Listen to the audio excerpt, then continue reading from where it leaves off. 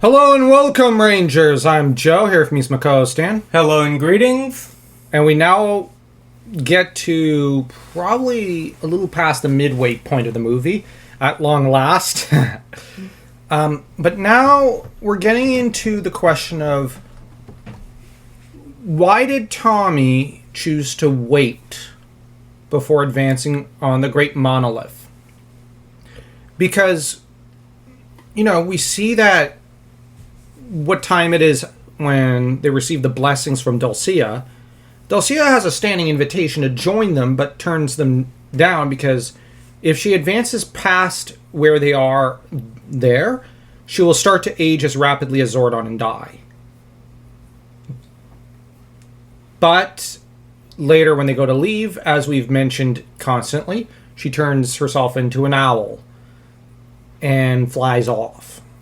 She's able to enter the mortal realm as an owl, but not in her human form. And this has to do with Greek mythology, where, well, strictly speaking, Dulcea's Athena. It's the same archetype. She turns into an owl, just like Athena does in some stories. This is Athena. Let's just give it up. And gray-eyed Athena. Oh, wait. I think Dulcea is also gray-eyed. So, good casting call on their part. Athena is supposed to be blonde. Aphrodite is a redhead in the original mythology, which is interesting stuff. And, I imagine, given what I know of Greek myths, Dulcea is pretty much built like Athena. The thing is, though, like Athena, she is, at least under Homer's pen, supposed to be benevolent. She's just got a rough family. So for any guys who wants her, just be prepared for the worst in-laws in all of mythology and history. I mean, you'd have Hera as an in-law. Yeah, and Zeus. And you'd have Poseidon as an uncle-in-law. Ares as a brother-in-law. Oh my gosh, this is just a nightmare. At least and pray Aphrodite doesn't bless you. Or take an interest in you. Yeah, Aphrodite can be a nightmare at times. She's basically the abused, redheaded stepchild of the family, but she's also the nightmare sometimes. It's like the most pleasant one would be the two shut-ins. Hephaestus and Heracles? I was going to say Hades. Oh, yeah. But anyways, sorry about that. We tend to ramble. Speaking of rambling in Greek mythology, we have some Greek mythology references in our fantasy audio drama, which, you could check out, and the channel Bros Crin will appear at the end of this video. I do have to plug it. But anyways, Dulcea's Athena, basically. Now, the Rangers are having to go out there, and I think part of the reason is that Tommy did not want to take the Rangers through the forest at night. Likely, what we see of them, as they're mining what's left of the fire in that scene, is them having just woken up. I imagine they probably went to bed and decided to then basically go out. Now, I have no doubt they probably set up a watch or 3 through the night. They've got the manpower for it.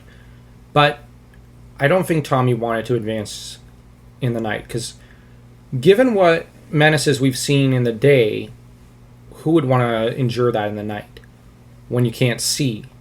And as we later see with the boneyard, can you imagine fighting that in the middle of the night? You couldn't win. You don't go into the jungle at night. Well, not a cursed jungle, at least. It'd be suicide. It'd be pointless. They might as well hand everything over to Ivan Ooze. Yeah, so it's a very simplistic reason that is cause for Tommy's preference for patience. And this is a trait I will argue not all superheroes or superhero team leaders have. No offense, but I can't think of any live-action superhero team that would do what Tommy did and say, "Hold, guys, we're waiting the night out." Actually, nah, I can't grant you any of them. Only maybe out of the Marvel Cinematic Universe, Tony might say, "Let's wait." Everyone else would just say, "Let's charge in." Come on, we got the Hulk and whatnot. Yeah, but Hulk might live. You won't. You know what I mean? And even Hulk eventually needs to unhulk out and sleep. So, because when he's asleep, he's not in Hulk form. He's, you know what I mean? He's calm. The adrenaline's no longer in his system, so he reverts to Bruce Banner, and then he's dead. In this forest, at least. So, as for Steve Rogers, maybe in the comics he's smarter, but in the movies he's not. He's well, let's face it, he's a beach blonde. And he's a surfer dude in the movies. Yeah. And the thing is, whereas as for DC, it's not much better given the Zack Snyder universe. Yeah, that was a disaster. Although, in hindsight, Superman might be able to survive. The rest of his team is boned, but he might survive. And maybe Flash might survive. No, wait. This jungle is just 1 inch of this planet. He'll run away from this and into what? So, I've fallen on the side that this is a situation that's very particular. They're in the one safe zone, but they have to move forward. And it's nighttime. Yeah, you rest for the night and then you charge in. Although, what's interesting is Tommy does not charge in. The team advances slowly. So while they're really wanting to push forward, what I like is that they advance slowly. They make haste slowly through the forest, moving methodically. They're not taking Dulcia's warnings about the dangers of Phaedos lightly. They may be on the clock, and there may be a timer. And they're impatient. Like, we got to bear in mind, Rocky expresses impatience several times on Phaedos. Same with Kimberly. But they can't rush things. They can't... Haste makes waste.